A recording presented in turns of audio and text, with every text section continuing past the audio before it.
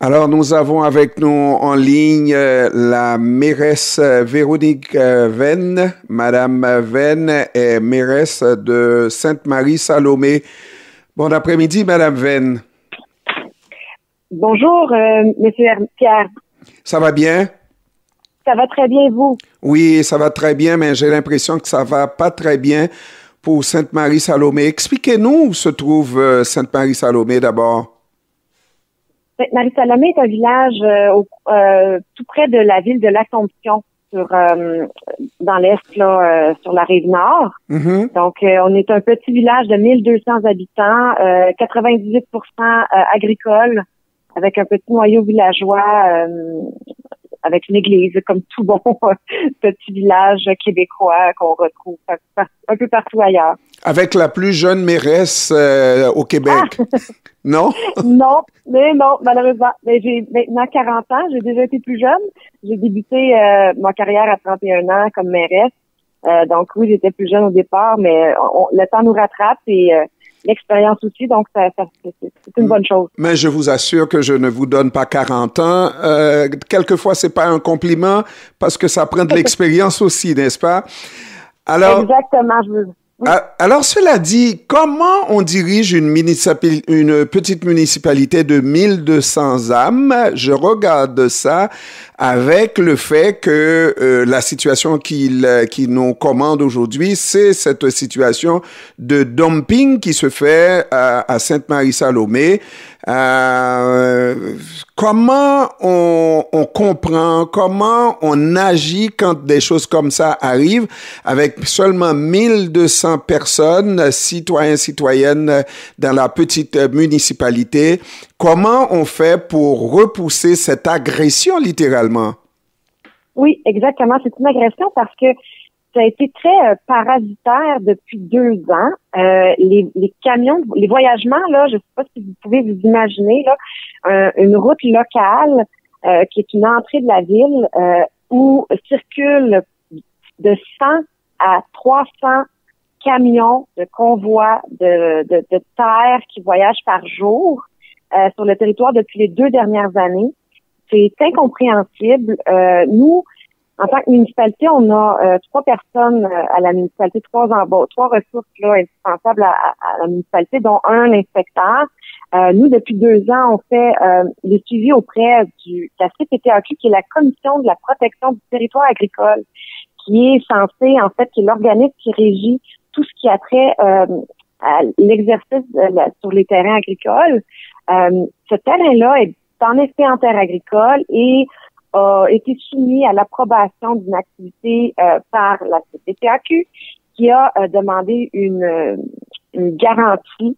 Là, ce qu'on a deviné, ce qu'on a appris après avoir fouillé puis demandé des comptes aux instances gouvernementales, c'est qu'on apprend que l'exercice en ce moment, l'activité de remblai est illégale et n'aurait jamais été autorisée par la Commission de la protection du territoire agricole depuis maintenant 2 ans. Et là, depuis 2 ans, personne, ni même la municipalité, a été en mesure de faire respecter cette non-autorisation-là. Et là, les instances se renvoient la balle. Donc, la Sûreté du Québec de notre territoire dit ne pas pouvoir les empêcher parce que ils font une activité supposément autorisée. Nous, on vérifie auprès de la CPTAQ. La CPTAQ nous dit que c'est confidentiel, ils ne peuvent pas nous transférer les décisions.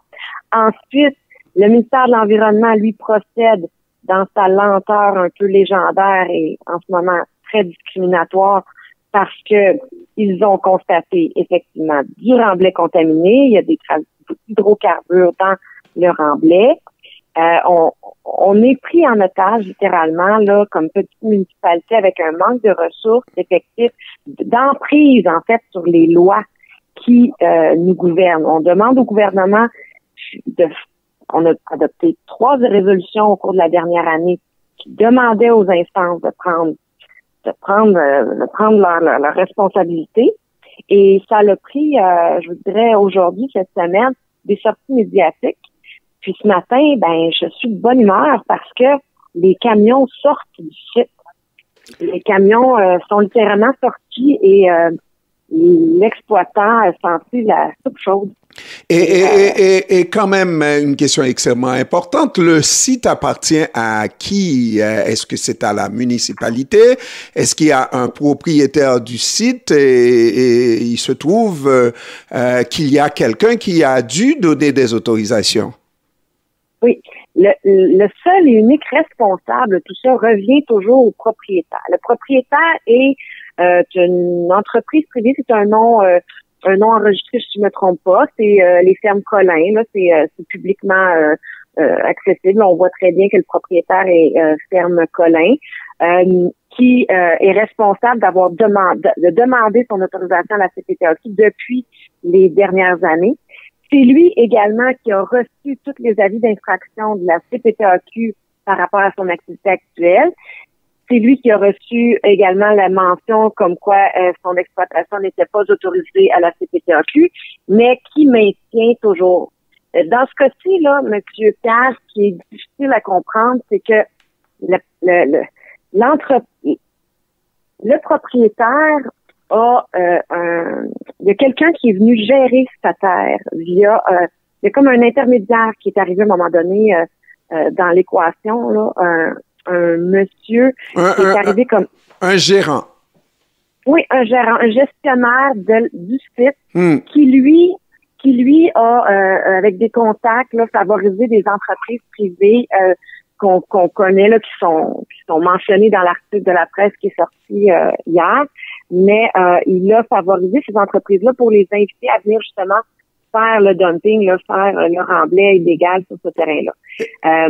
Toujours là, eux, ils se dédouanent en disant qu'ils avaient les autorisations nécessaires, mais plus on fouille, plus on se rend compte qu'il n'y avait aucune autorisation qui a été donnée. La municipalité était un peu soumise à la loi, en fait, la commission de la CPTAQ qui, elle, régit son territoire agricole. Donc, on n'avait aucune emprise là-dessus.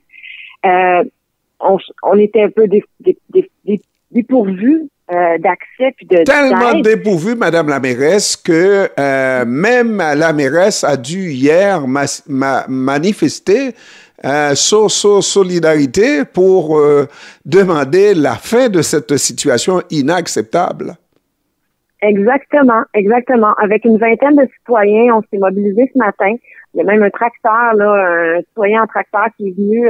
On voulait fermer la route pour symboliquement défendre notre territoire parce que c'est le seul élément qu'on peut faire en tant que citoyen. 1200 citoyens pris avec une situation qui, je vous le répète, le mal est déjà fait depuis les 2 dernières années.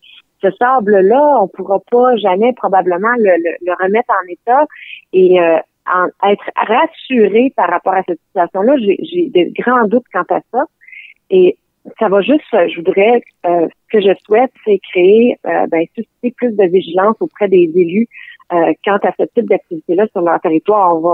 On va être plus aiguisés, plus prêts à voir ce qui se passe sur notre territoire. Et il va falloir que la loi vienne de notre côté, que les gouvernements nous aident à nous donner les moyens d'empêcher ce type de désastre.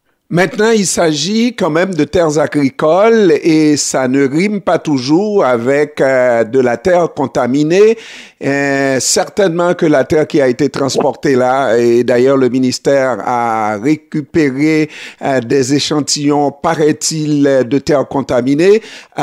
Il y a ce qu'on appelle la décontamination du sol et il y a quelqu'un qui doit payer certainement, pas la municipalité de 1200 âmes qui n'a certainement pas beaucoup d'argent. Est-ce que vous envisagez de faire une poursuite pour exiger la décontamination de ce site? C'est probablement ça nos prochains recours.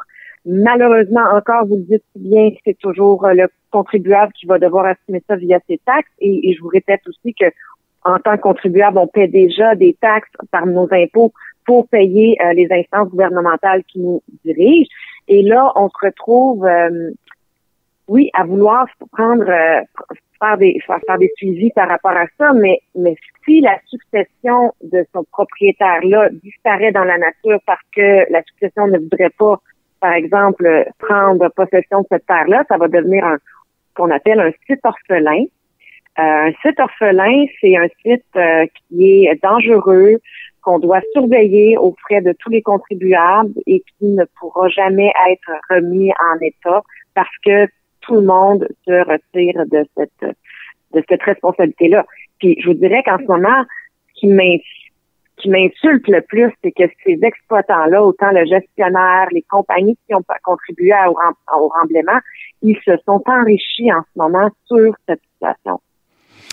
Et Madame la mairesse, je vous souhaite bonne chance parce que c'est déjà la fin de cette entrevue. En passant, est-ce qu'il y a problèmes de pénurie de logement? Est-ce que vous pourrez recevoir des migrants par chez vous? Est-ce que dans les 1200, il y a un peu de tout ou c'est juste du tricoté serré, madame? Oh là là, c'est très, en fait, on a quelques petits logements qui vont s'ouvrir. Nous, notre municipalité, on n'a pas d'aqueduc, on n'a pas d'infrastructure qui nous permet pas d'agrandir notre territoire, notre périmètre urbain. Donc, nous, on n'est pas dans la densification encore parce qu'on n'a pas les infrastructures et on n'est pas non plus dans l'étalement parce qu'on nous le permet pas, puis on est dans la protection des terres agricoles. Cependant, la MRC Montcalm travaille très fort à densifier les villes qui peuvent, elles, accueillir de nouveaux arrivants. De toutes sortes de manières, là, on planche sur des projets de logements sociaux abordables et tout ça. Ça fait partie d'une des priorités des élus de la MRC de Montcalm.